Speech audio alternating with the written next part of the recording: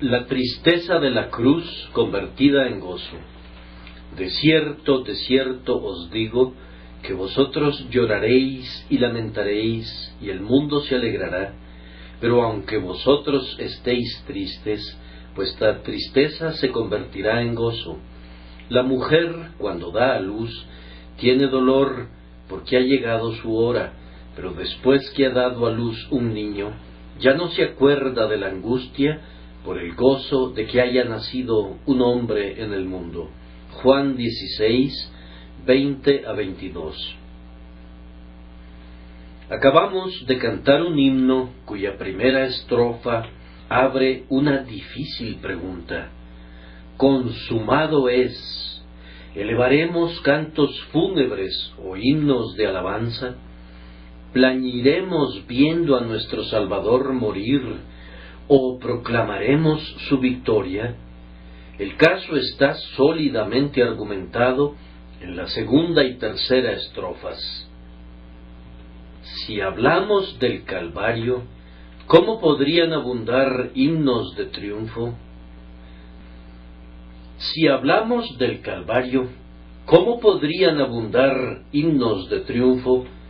Si del hombre redimido de condena, ¿cómo podrían brotar notas de llanto?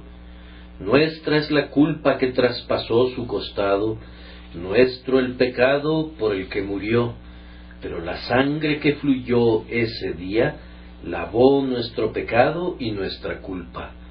La conclusión a la que llegamos en la última estrofa me parece la correcta. Cordero de Dios, tu muerte ha dado perdón, paz y esperanza del cielo. Consumado es. Elevemos himnos de gracias y alabanzas. El pensamiento predominante relacionado con la muerte del Redentor debe ser de alabanza agradecida. Que nuestro Señor haya muerto en la cruz es una fuente muy natural de tristeza. Que nuestro Señor haya muerto en la cruz es una fuente muy natural de tristeza, y muy bien pueden quienes lo traspasaron, y todos nosotros nos contamos entre ellos, mirarle y llorar por su pecado y afligirse por él, como quien se aflige por su primogénito. Antes de saber que hemos sido perdonados, nuestra aflicción tiene que ser sumamente opresiva, pues mientras el pecado no sea quitado, somos culpables de la sangre del Salvador. Mientras nuestras almas sólo estén conscientes de nuestra parte de culpabilidad de la sangre del Redentor, debemos quedarnos espantados ante el espectáculo del maldito madero. Pero el caso cambia cuando discernimos por fe el fruto glorioso de los sufrimientos de nuestro Señor, y sabemos que en la cruz Él nos salvó y triunfó en la obra. El sentimiento de dolor al ver al Salvador crucificado debe ser cultivado en cierta medida, especialmente si procuramos evitar el mero sentimiento y convertimos nuestro dolor en arrepentimiento. Entonces es tristeza que es según Dios, que contrista según Dios, y promueve en nosotros un intenso horror al pecado y una firme resolución de alejarnos de toda comunión con las obras de las tinieblas. Por eso no condenamos a quienes predican frecuentemente acerca de los sufrimientos de nuestro Señor, con miras a provocar emociones de dolor en los corazones de sus oyentes, pues tales emociones tienen una influencia suavizante y santificante si van acompañadas de fe y son dirigidas por una sana sabiduría. Hay, sin embargo, un camino intermedio en todo, y debemos seguirlo, pues nosotros creemos que tal predicación puede ser llevada al extremo. es sumamente notable e instructivo que los apóstoles, en sus sermones o epístolas, no hablaron de la muerte de nuestro Señor con algún tipo de pesar. Los evangelios mencionan su angustia durante la ocurrencia misma de la crucifixión, pero después de la resurrección, y especialmente después de Pentecostés, no oímos de tal tristeza. Si me limitara a los dichos y a los escritos de los apóstoles, difícilmente encontraría un pasaje en el que me pudiera basar para predicar un sermón sobre la tristeza por la muerte de Jesús. Por el contrario, hay muchas expresiones que tratan sobre la crucifixión en un espíritu de gozo exultante. Recuerden la tan conocida exclamación de Pablo: «Pero lejos esté de mí gloriarme, sino en la cruz de nuestro Señor Jesucristo». Él tenía, sin lugar a dudas, una idea tan vívida de las agonías de nuestro Señor que ninguno de nosotros podría alcanzar jamás, y sin embargo, en lugar de decir, «pero lejos esté de mí cesar de llorar a la vista de mi Señor crucificado», Él declara que se gloría en su cruz. La muerte de Cristo era para Él un motivo de regocijo e incluso una razón para gloriarse. No guardó atroces ayunos para conmemorar la redención del mundo. Observen muy bien la exaltada nota con la que habla de la muerte de nuestro Señor en la epístola a los Colosenses, anulando el acta de los decretos que había contra nosotros, que nos era contraria, quitándola de en medio y clavándola en la cruz, y despojando a los principados y a las potestades, los exhibió públicamente, triunfando sobre ellos en la cruz. Y cuando leen las epístolas de Juan, donde abunda naturalmente todo el sentimiento y la ternura, no escuchan ningún llanto ni lamento, sino que él habla de la sangre que purifica, que es el propio centro del grandioso sacrificio, de una manera tranquila, quieta y feliz, que está muy lejos del dolor explosivo y del derramamiento de lágrimas. Juan dice: si andamos en luz, como Él está en luz, tenemos comunión unos con otros, y la sangre de Jesucristo su Hijo nos limpia de todo pecado. Esta alusión a la sangre de la expiación sugiere más bien gozo y paz que tristeza y agonía. Este es Jesucristo, dice Juan, que vino mediante agua y sangre, no mediante agua solamente, sino mediante agua y sangre, y es, evidentemente para él, un tema de congratulación y deleite, más bien que un motivo de tristeza que viniera por sangre, así como por agua. También Pedro, cuando menciona la muerte de su Dios y Señor, habla de la sangre preciosa de Cristo, pero no con palabras de tristeza, y no describe a nuestro Señor cargando con nuestros pecados en su propio cuerpo sobre el madero, con un lenguaje de lamento. Él dice de quienes sufrieron por el Evangelio: gozaos por cuanto sois participantes de los padecimientos de Cristo. Ahora, si Él encuentra gozo en esos padecimientos nuestros que están en comunión con los padecimientos de Cristo, deduzco que, con mayor razón, encontraba una base para regocijarse en los padecimientos del propio Cristo. Yo no creo que la agonía de 3 horas, la iglesia a oscuras, el altar de luto, los dobles de las campanas y todos los otros falsos ritos fúnebres de la superstición reciban el menor estímulo del espíritu y del lenguaje de los apóstoles. Esas verdaderas farsas en las que la crucifixión es remedada el Viernes Santo, son más dignas de las mujeres paganas que lloran por Tamuz, o de los sacerdotes de Baal dando voces e hiriéndose con cuchillos, que de una asamblea cristiana que sabe que el Señor no está aquí, pues ha resucitado. Lamentemos sin duda que Jesús murió, pero de ninguna manera hagamos del luto el pensamiento prominente vinculado a su muerte, si por su medio hemos obtenido el perdón de nuestros pecados. El lenguaje de nuestro texto permite y a la vez prohíbe la tristeza, da permiso de llorar, pero sólo por un tiempo, y luego prohíbe todo llanto posterior, mediante la promesa de convertir la tristeza en gozo.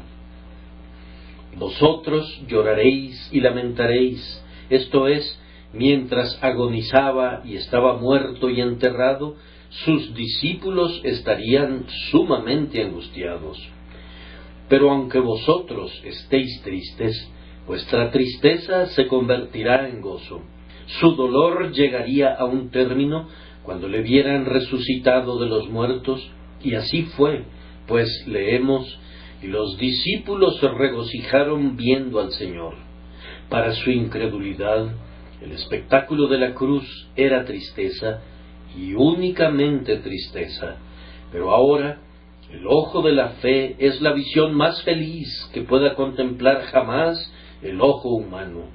La cruz es como la luz de la mañana que pone fin a la larga y lúgubre oscuridad que cubría a las naciones. Oh heridas de Jesús, ustedes son como estrellas, hendiendo la noche de la desesperación del hombre.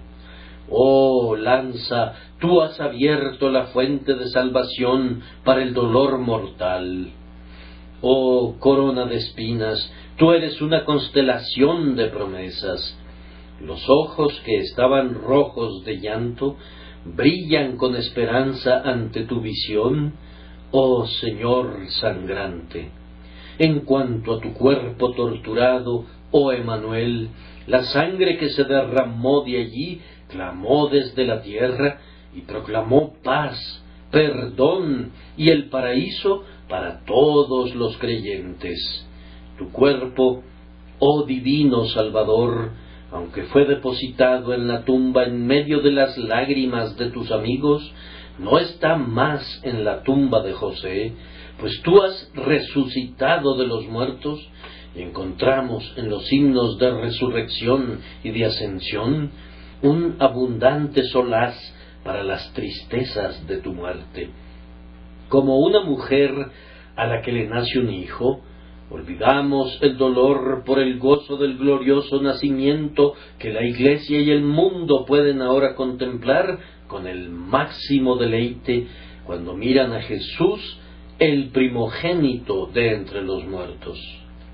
Ustedes adivinarán con facilidad que el tema para esta mañana es: ¿cuánto debemos afligirnos por la muerte de Jesús? ¿Y cuánto más se nos permite gozarnos en esa muerte?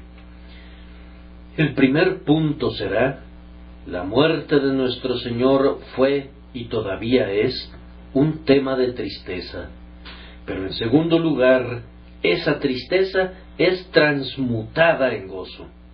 Después de haber meditado en estos dos puntos, vamos a considerar por un poco de tiempo un principio general que subyace a toda tristeza santa, así como esta forma particular de ella.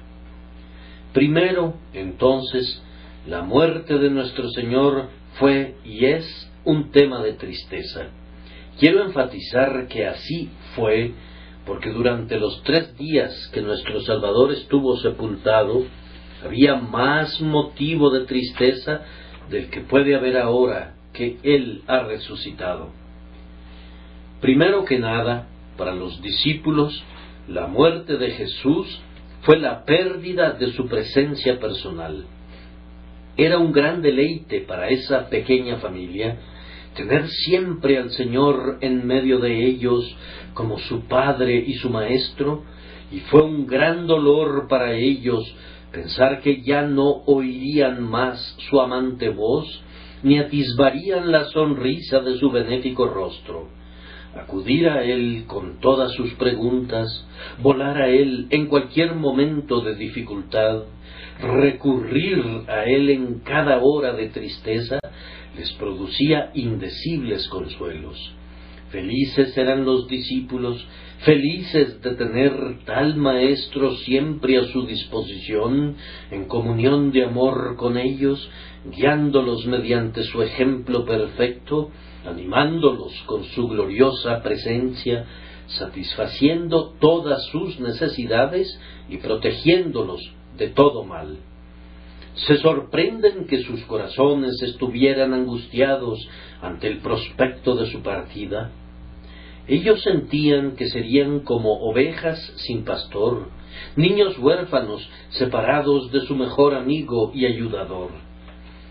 Se sorprenden, pregunto, que lloraran y se lamentaran cuando la roca de su confianza, el deleite de sus ojos y la esperanza de sus almas les fue quitada.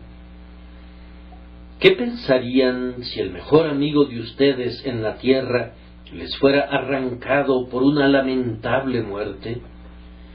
Ellos estaban tristes, no sólo por su propia pérdida personal por su partida, sino porque Él mismo les era muy querido. No podían soportar que se fuera aquel en quien sus corazones centraban todo su afecto. Su tristeza demostraba que sus corazones eran leales a su amado y nunca estarían dispuestos a recibir a otro ocupante para que se sentara en el trono de sus afectos. Ellos lloraban y se lamentaban porque el Señor de su pecho había partido y su asiento quedaba vacío. No podían soportar la ausencia de su bienamado. Como la paloma desea con vehemencia a su compañera, así se lamentaban ellos por aquel amado de sus almas. ¿A quién tendrían en el cielo si Jesús se iba? Y fuera de él nada deseaban en la tierra. Habían enviudado y rehusaban ser consolados. Nada podía compensarles la ausencia de Jesús, pues Él era su todo en todo. Por su causa lo habían abandonado todo y le siguieron, y ahora no podían soportar perderlo y así perderlo todo. Ustedes que han perdido a sus seres más queridos y profundamente reverenciados, ¿serán capaces de adivinar qué tipo de tristeza llenaba los corazones de los discípulos cuando su amado les dijo que estaba a punto de partir de ellos y que no le verían por un tiempo? Esta lamentación era natural, y es natural que nosotros también sintamos algún pesar, porque nuestro Señor está lejos de nosotros ahora en cuanto a su presencia corporal, aunque confío que ya habremos aprendido a ver la conveniencia de su ausencia y que estamos tan satisfechos por ella que esperamos con paciencia y con quietud su próxima venida. Incrementaba grandemente la tristeza de los discípulos el hecho de que el mundo se alegraría cuando el Señor hubiese partido. El mundo se alegrará. Sus enconados enemigos lo llevarían apresuradamente al banquillo de los acusados de Pilato y triunfarían cuando forzaran una renuente sentencia de ese gobernante servidor de lo temporal. Se alegrarían al verle cargando su cruz a lo largo de la vía dolorosa. Estarían alrededor de la cruz y se burlarían con sus crueles miradas y con sus denigrantes expresiones, y cuando muriese dirían: este impostor no podrá hablar más. Hemos triunfado sobre quien menospreció nuestras pretensiones y nos expuso delante del pueblo. Ellos pensaron que habían apagado la luz que había comprobado ser dolorosa para sus ojos entenebrecidos, y por tanto se alegraron, y por causa de su alegría creció el torrente de la tristeza de los discípulos. Hermanos, ustedes saben, cuando experimentan dolor o están sumidos en la tristeza, cuán amarga es la risa burlona de un adversario que se exulta por su abatimiento y experimenta júbilo por sus lágrimas. Esto provocaba dolor por la muerte de su Señor. ¿Por qué habrían de regocijarse por su causa los malvados? ¿Por qué el insolente fariseo y el sacerdote habrían de insultar su cadáver?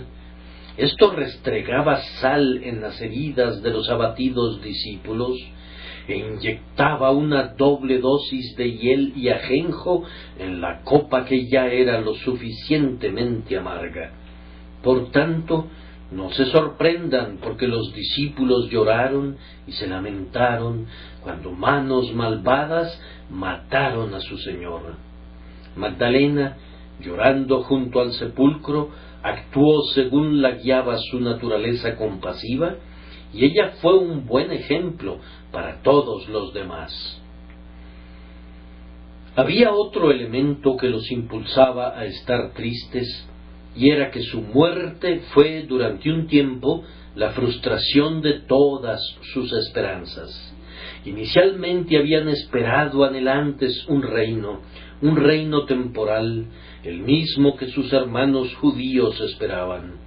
Aun cuando nuestro Señor había moderado sus expectativas y había iluminado sus perspectivas, de tal forma que no buscaban ya tanto una soberanía temporal real, sin embargo, ese pensamiento que Él era el que había de redimir a Israel, todavía permanecía en ellos. Si alguno de ellos hubiese sido lo suficientemente entendido como para creer en un reino espiritual, como tal vez algunos de ellos lo eran en alguna medida, habría parecido que todas sus esperanzas se derrumbaban por la muerte de Jesús. Sin un líder, ¿cómo podrían tener éxito? ¿Cómo podría establecerse un reino cuando el propio rey fue asesinado? El que fue traicionado por manos cobardes, ¿cómo podría reinar? El que iba a ser rey fue escupido y escarnecido y clavado como un criminal en el patíbulo de la cruz. ¿Dónde estaba su dominio? Él fue cortado de la tierra de los vivos. ¿Quién le serviría ahora? Su cuerpo yace como arcilla fría en la tumba de José, y se coloca un sello sobre la piedra que tapa el sepulcro. ¿No hubo acaso un fin para las santas esperanzas, un cierre final para todas las santas ambiciones? ¿Cómo podrían estar felices quienes vieron un fin al sueño más hermoso de su vida? Pobres seguidores del monarca muerto, ¿cómo podrían albergar esperanzas en relación a su causa y su corona? Sin duda, en su incredulidad, se afligían profundamente porque su esperanza parecía extinguida y su fe trastocada. Sabían tan poco del significado del presente y adivinaban tan poco de lo que traería el futuro, que la tristeza llenaba sus corazones y estaban listos a perecer. Deben recordar que aunado a esto estaba el recuerdo que muchos de ellos guardaban de su amado Señor en sus agonías.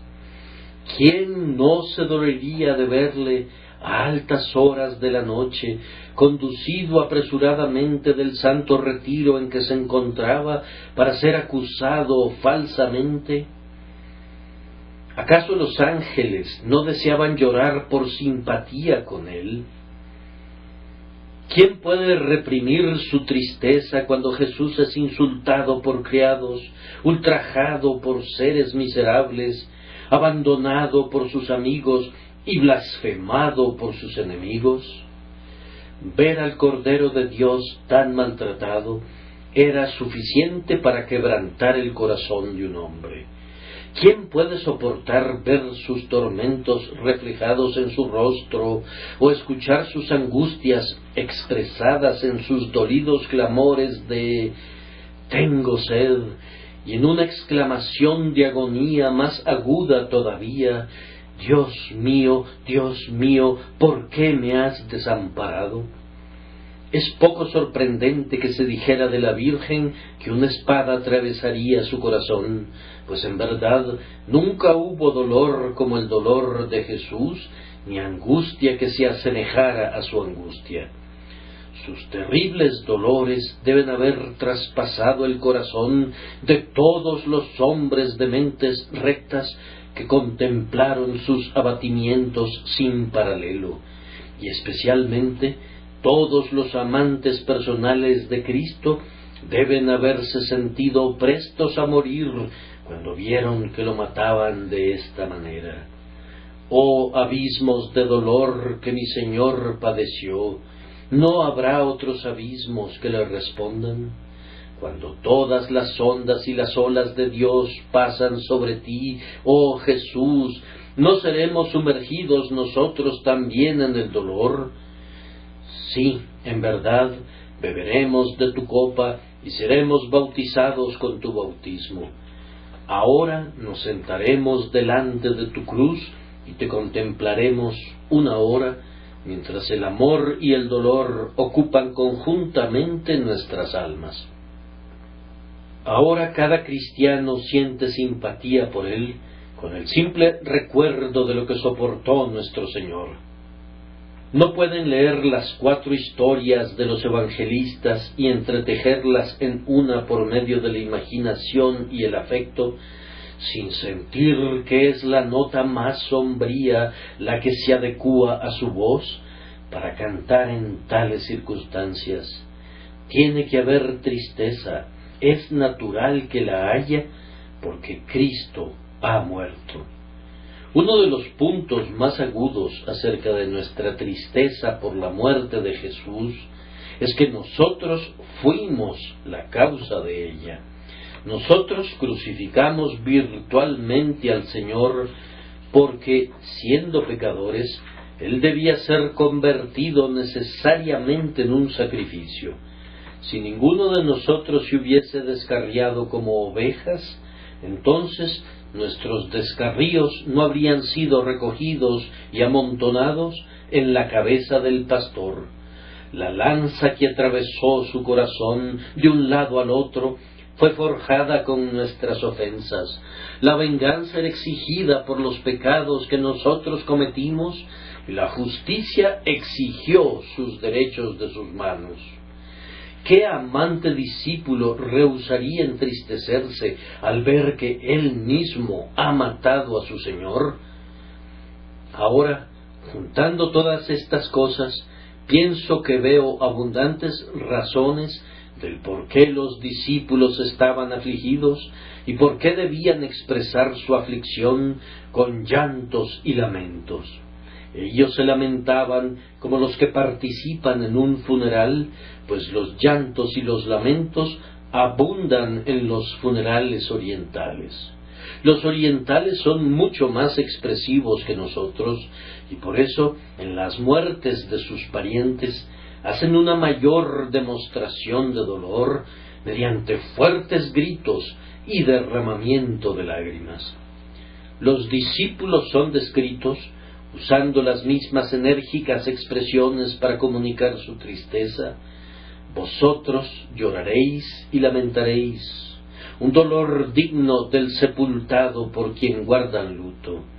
Vosotros lloraréis y lamentaréis. Hubo una doble vía de salida para una doble tristeza. Los ojos lloraron y las voces lamentaron. La muerte de Cristo fue un verdadero funeral para sus seguidores y causó un aplastante dolor, como si cada uno de ellos hubiese perdido a todos los de su casa. ¿Quién se sorprende de que haya sido así? Tristeza ha llenado vuestro corazón, dice Cristo. No tenían espacio para pensar en ninguna otra cosa excepto en su muerte. Su corazón estaba a punto de estallar por la plenitud del dolor, porque les iba a ser quitado, y ese dolor era tan profundo que podía ser comparado con los dolores más agudos que la naturaleza es capaz de soportar, los dolores de parto de una mujer, dolores que parece que deben acarrear muerte con ellos, y comparados con los cuales la muerte misma podría ser un descanso. La agudeza de su angustia en la hora de su tribulación era todo lo que podían soportar. Algo más los habría destruido. Todo esto sintieron, y no es ninguna sorpresa si sentimos en cierta medida como ellos sintieron cuando damos una vista retrospectiva de lo que soportó el Salvador por nosotros. Hasta ahora estamos obligados a conceder que la muerte de nuestro Señor obró dolor, pero hay moderación aún en el luto más justificable, y no debemos entregarnos a un excesivo dolor a los pies de la cruz para que no degenere en insensatez. Ahora, en segundo lugar, la verdad enseñada expresamente en el texto es que esta tristeza es convertida en gozo. Vuestra tristeza se convertirá en gozo, no intercambiada por gozo, sino realmente transmutada, de tal forma que el dolor se convierte en gozo, la causa de dolor se convierte en la fuente de regocijo. Comiencen con lo que dije que era un punto muy agudo de este dolor, y verán de inmediato cómo es convertido en gozo. Que Jesucristo murió por nuestros pecados es causa de un dolor agudo. Lamentamos que nuestros crímenes se convirtieran en los clavos y nuestra incredulidad en la lanza, y sin embargo, hermanos míos, este es el mayor gozo de todos. Si cada uno de nosotros puede decir, Él me amó y se entregó por mí, somos verdaderamente felices. Si ustedes saben, por fe personal, que Jesús tomó su pecado y sufrió por causa de él en el madero, de tal forma que ahora su deuda está pagada y su transgresión ha sido borrada para siempre por su sangre preciosa, no necesitan media docena de palabras de mi parte para indicarles que esto, que constituía el centro de su dolor, es también la esencia de su gozo. ¿Qué nos importaría si Él hubiese salvado a todo el resto de la humanidad, pero no nos hubiese redimido a nosotros para Dios con su sangre? Tal vez nos alegraríamos por simple humanidad que otros fueran beneficiados, pero cuán profundo sería nuestro pesar por ser nosotros mismos excluidos de la gracia. Bendito sea el nombre del Salvador, porque no somos una excepción. En la misma medida en que nos reconvengamos arrepentidamente por la muerte de Jesús, en esa misma medida podemos exultarnos con fe en el hecho de que su sacrificio ha quitado para siempre nuestros pecados y por tanto, siendo justificados por fe, tenemos paz con Dios por medio de nuestro Señor Jesucristo. Debido a que Dios ha condenado el pecado en la carne de Jesucristo, no nos condenará más a nosotros. De ahora en adelante somos libres, para que la justicia de la ley sea cumplida en nosotros, que no andamos conforme a la carne, sino conforme al Espíritu. Lamentamos nuestro pecado de corazón, pero no lamentamos que Cristo lo haya quitado, ni lamentamos la muerte por medio de la cual Él la quitó. Más bien, nuestros corazones se regocijan en todas sus agonías expiatorias y se glorían cada vez que se menciona esa muerte por la cual nos ha reconciliado con Dios. Es algo muy triste que hayamos cometido el pecado que cargó sobre nuestro Señor, pero es un gozo pensar que Él ha puesto sobre sí nuestro pecado personal y lo quitó de inmediato. El siguiente punto de gozo es que Jesucristo ha sufrido ahora todo lo que era requerido que sufriera. Que haya sufrido fue causa de dolor, pero que ahora ha sufrido todo es igualmente causa de gozo. Cuando un campeón regresa de las guerras mostrando las cicatrices del conflicto por el cual ganó sus honores, ¿acaso alguien se lamenta por sus campañas? Cuando abandonó el castillo, su esposa se colgó de su cuello y lamentó que su señor debía ir a las guerras para desangrarse y tal vez morir. Pero cuando regresa con resonante trompeta y el estandarte levantado en alto, trayendo sus trofeos con él, honrado y exaltado en razón de sus victorias en muchas tierras, ¿acaso sus más íntimos amigos lamentan sus arduas labores y sus sufrimientos? ¿Realizan ayunos correspondientes a los días en los que estuvo cubierto del sudor y del polvo de la batalla?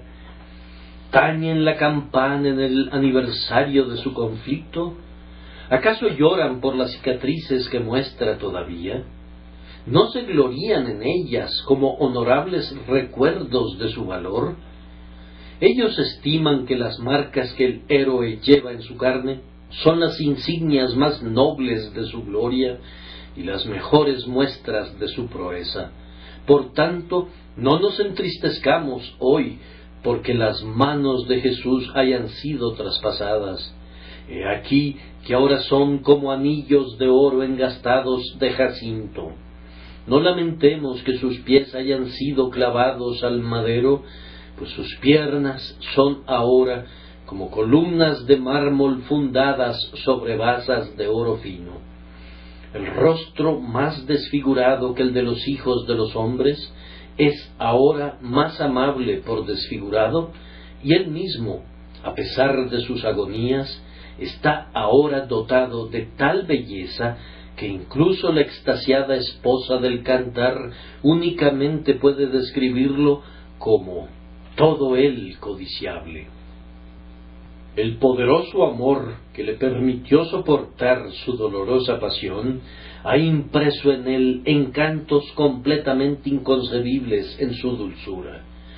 No lamentemos entonces, pues la agonía ya terminó y él no se encuentra en una peor condición por haberla soportado.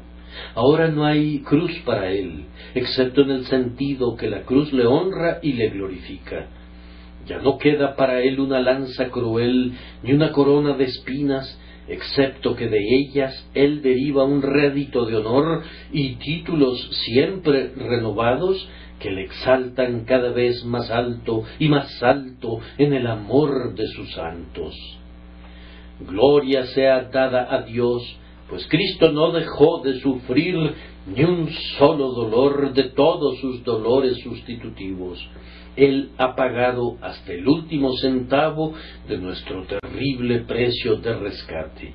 Los dolores expiatorios han sido todos soportados, la copa de ira fue bebida hasta quedar seca, y debido a esto, nosotros, conjuntamente con todas las huestes de arriba, nos regocijaremos por siempre y para siempre. Nos alegramos no sólo porque ya ha pasado la hora de dar a luz, sino también porque nuestro Señor ha sobrevivido sus dolores. Él murió una muerte real y ahora vive una vida real. Él permaneció en la tumba y no fue una ficción que el aliento le abandonó, tampoco es una ficción que nuestro Redentor vive. El Señor ciertamente ha resucitado. Él ha sobrevivido la lucha mortal y la agonía y vive incólume. Ha salido del horno y ni siquiera huele a humo. No está lesionado en ninguna facultad, ya sea humana o divina. no ha perdido nada de su gloria, sino que más bien su nombre está rodeado ahora de un lustre más resplandeciente que nunca. No ha perdido ningún dominio y tiene derechos y títulos superiores en un nuevo imperio. Por sus pérdidas resultó ganador y por el abatimiento ha sido exaltado. Él es absolutamente victorioso en todo sentido. Nunca hasta ahora ha habido una victoria ganada que no haya sido, en algunos sentidos, tanto una pérdida como una ganancia, pero el triunfo de nuestro Señor es gloria sin mezcla. Es una ganancia tanto para Él mismo como para nosotros que participamos de ella. ¿Acaso no nos regocijaremos entonces? ¿Cómo? ¿Vas a sentarte a llorar junto a una madre que se alegra al mostrar a su hijo recién nacido? ¿Vas a juntar a un grupo de plañideras que lamenten y lloren cuando nace el heredero de la casa? Esto equivaldría a burlarse de la alegría de la madre.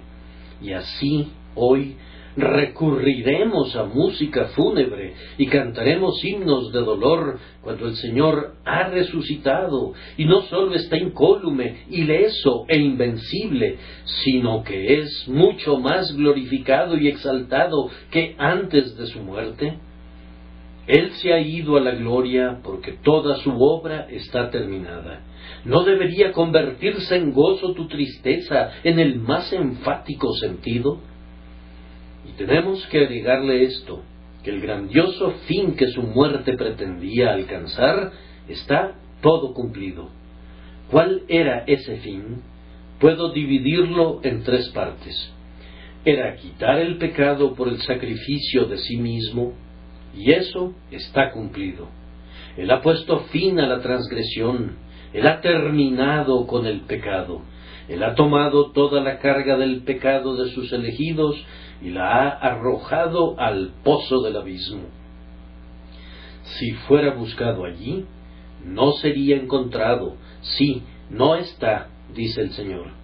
Él ha alejado de nosotros nuestro pecado, cuanto está lejos el oriente del occidente, y ha resucitado para demostrar que todos aquellos por quienes murió son justificados en Él. Un segundo propósito fue la salvación de sus elegidos, y esa salvación ha sido obtenida. Cuando Él murió y resucitó, la salvación de todos los que estaban en Él fue colocada más allá de todo riesgo. Él nos ha redimido para Dios por su sangre mediante una redención eficaz. Nadie de los que fueron redimidos por Él será esclavizado. Nadie de aquellos cuyos nombres están grabados en las palmas de sus manos será dejado en el pecado o arrojado en el infierno. Él ha ido a la gloria llevando sus nombres en su corazón e intercede allí por ellos y por eso puede salvarlos perpetuamente. Padre, dice, aquellos que me has dado, quiero que donde yo estoy, también ellos estén conmigo para que vean mi gloria que me has dado, y esa súplica eficaz hace posible que estén con Él y sean semejantes a Él cuando llegue el fin. Sin embargo, el grandioso objetivo de su muerte fue la gloria de Dios, y verdaderamente Dios es glorificado en la muerte de su Hijo, más allá de todo lo que se conocía antes o después, pues aquí el propio corazón de Dios es abierto de par en par para la inspección de todos los ojos de los creyentes. Su justicia y su amor, su rígida severidad que no pasará por alto al pecado sin expiación, y su ilimitado amor que da lo mejor de sí, el amado de su pecho, para que se desangrara y muriera en lugar nuestro. Aquí relucen profundidades de sabiduría que los ángeles no pueden rastrear. El rango más alto de los querubines se pierde todavía en sorprendida mirada. Sí, oh Cristo de Dios, consumado es. Has hecho todo lo que tenías la intención de hacer, todo el designio completo ha sido cumplido, ni un solo propósito ha fallado, ni siquiera una parte de algún propósito ha dejado de cumplirse, y por tanto, ¿no deberíamos regocijarnos? El niño ha nacido. ¿No nos alegraremos? El trabajo de parto habría sido un tema de gran dolor si la madre hubiera muerto o el niño hubiese perecido en el nacimiento. Pero ahora que todo terminó y todo está bien, ¿por qué deberíamos recordar la angustia por más tiempo? Jesús vive y su gran salvación alegra a los hijos de los hombres. ¿Por qué habríamos de pulsar la cuerda de luto y lamentarnos angustiosamente como palomas? No, toquen el clarín, pues la batalla ha sido peleada y la victoria ha sido obtenida para siempre. ¡Victoria! ¡Victoria! ¡Victoria! Su propia diestra y su brazo santo le han obtenido la victoria. Aunque el campeón murió en el conflicto, sin embargo, en su muerte él mató a la muerte y destruyó a quien tenía el poder de la muerte, esto es, el diablo. Nuestro glorioso campeón se ha levantado de su caída, pues era imposible que fuese retenido por los lazos de la muerte. Él ha matado a sus enemigos, pero en cuanto a él mismo, se ha levantado del sepulcro, ha surgido como del corazón del mar. Gocémonos como lo hizo Israel junto al mar rojo, cuando el faraón fue vencido. Con pandero y danza canten al Señor las hijas de Israel, pues Él ha triunfado gloriosamente y ha destruido completamente a todos nuestros adversarios. Todavía no habremos completado esta obra de convertir la tristeza en gozo, mientras no observemos que ahora las mayores bendiciones posibles se acumulan sobre nosotros porque Él fue hecho maldición por nosotros. A través de su muerte viene el perdón, la reconciliación, el acceso, la aceptación. Su sangre habla mejor que la de Abel e invoca todas las bendiciones del cielo sobre nuestras cabezas. Pero Jesús no está muerto, Él resucitó, y esa resurrección trae justificación y la carta de seguridad de su perpetua intercesión en el cielo.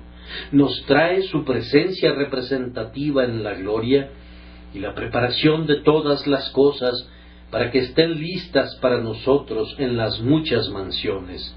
Nos trae una participación en toda potestad que le es dada en el cielo y en la tierra, en cuya fuerza nos ordena que vayamos y enseñemos a todas las naciones, bautizándolas en su nombre sagrado.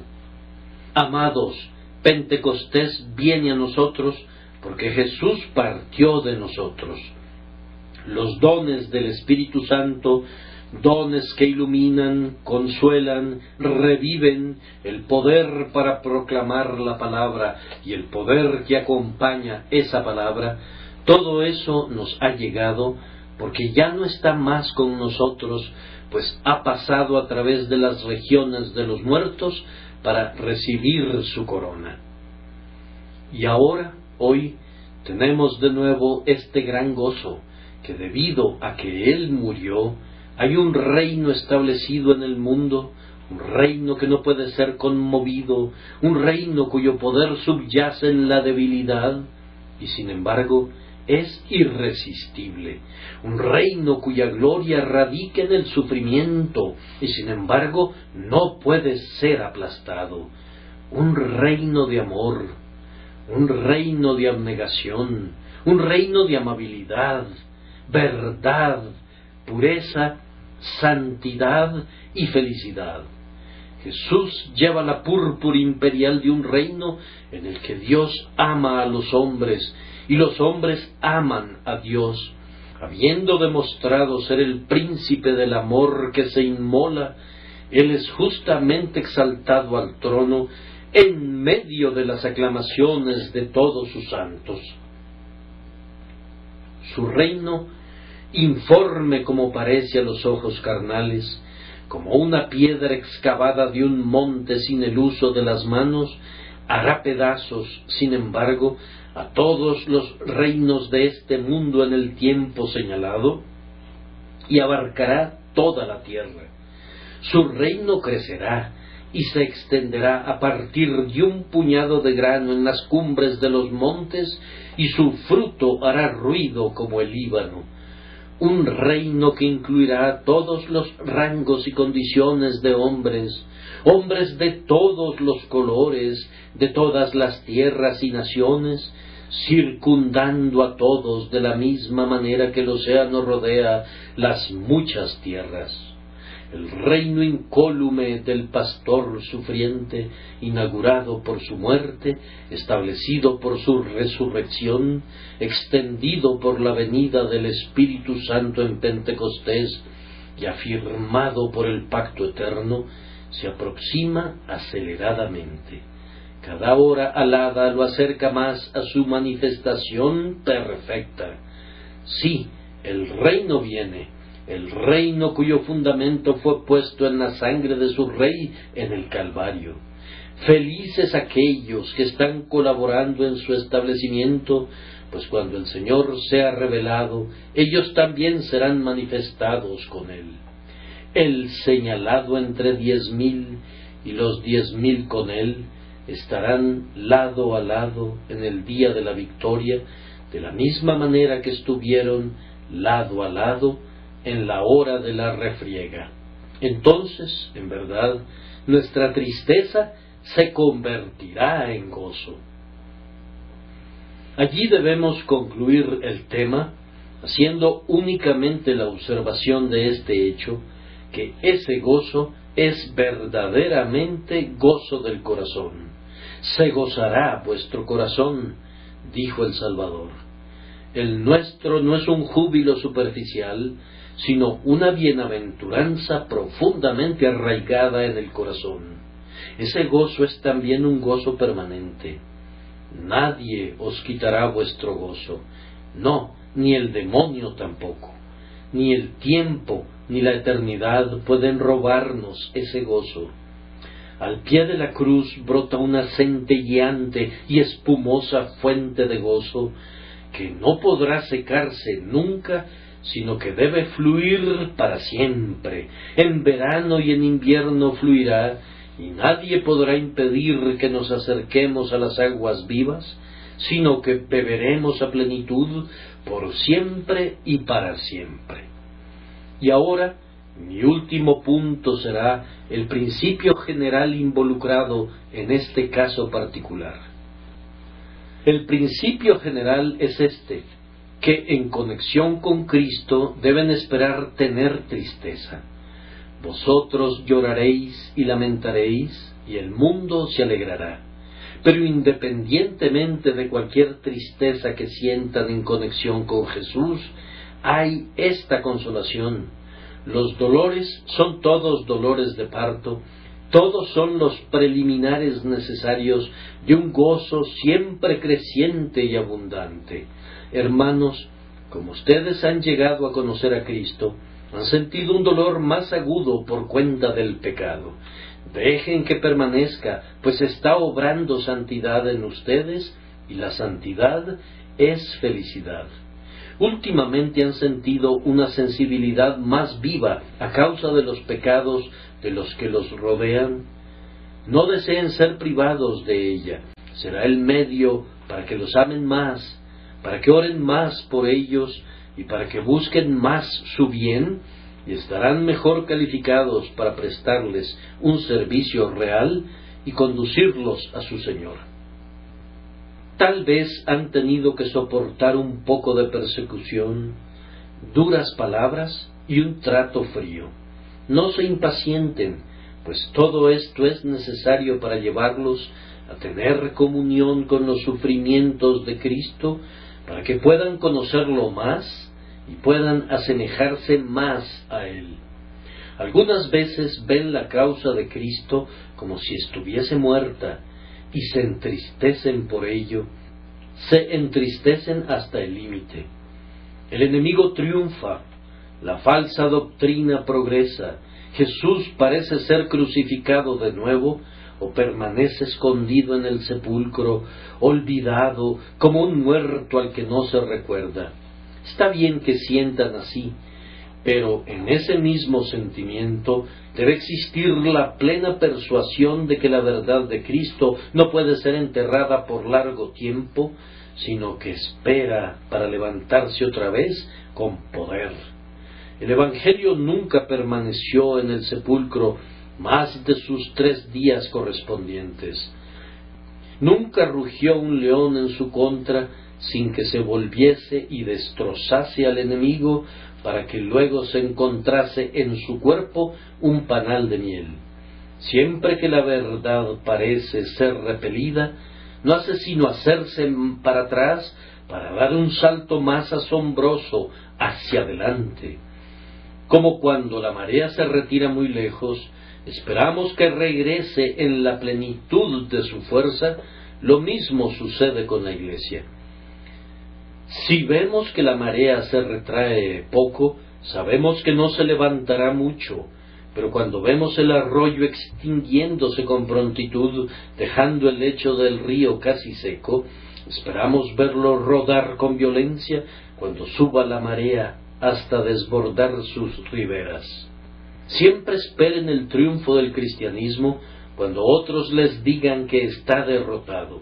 Esperen encontrarlo en el propio lugar donde está cubierto de infamia y de vergüenza, pues allí ganará sus más gloriosos laureles. Las victorias superlativas de la verdad siguen a sus peores derrotas. Tengan fe en Dios. Me dicen que la tienen, entonces dice su Señor: creéis en Dios, creed también en mí.